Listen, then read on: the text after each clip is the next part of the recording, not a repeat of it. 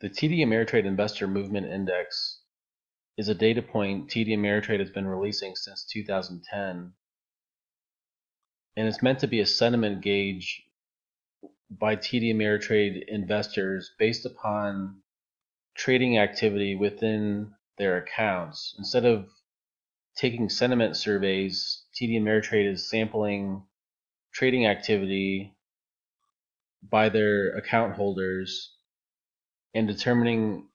based on their formulas whether investors are getting more exposure to the markets or less exposure to the markets. So it gives more an accurate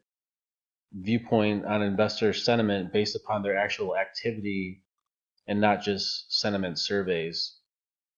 What's interesting about this index is it's grown to show how market volatility and pullbacks have a bigger effect on investor sentiment than rallies. And the first way you can really view this overall is just to see that since 2010, this index is barely above the highs that occurred, way back in 2010 and 2011, even though in 2017 the market is essentially twice as high as it was way back in 2010 and 2011. And that shows the disproportionate effect that market losses have on investor psychology. It's said that losses can actually have a 2 times or more effect on an investor's brain than gains. And you can see the volatility that occurred in 2010, how much this index decreased, and again in 2011, where the market was sideways for most of the year with some big declines, and you see how this index got knocked back to a pretty low level to start 2012. What's also interesting about this index is that after the market bottoms, it usually takes this index a couple months to really start moving back higher. So it shows that investors remain skeptical when new rallies start, and they eventually catch on when they feel more safe that it's actually a new rally and not just a fake rally that could evolve into another downtrend or corrective move. What I also find interesting about what's happened so far with this index is what occurred in 2013, where the market had a super strong year in 2013, essentially climbing higher the entire year, yet the Ameritrade Investor Movement Index actually declined or was flat for pretty much the whole year in 2013, which to me signifies that there's a lot of skepticism when the market finally broke out in 2013 after a lot of volatility in 2010, 11, and in some parts of 2012. And the fiscal cliff fears were hyped by the media to start 2013, which might have had an impact on positioning within investors' portfolios. Now, they eventually overcame their skepticism towards the end of 2013 and got more bullish again on the market heading into 2014. But we know that starting in around September 2014, the market started to get a little bit more volatile, and then it started actually topping out heading into 2015. And then that topping action led to 2 significant pullbacks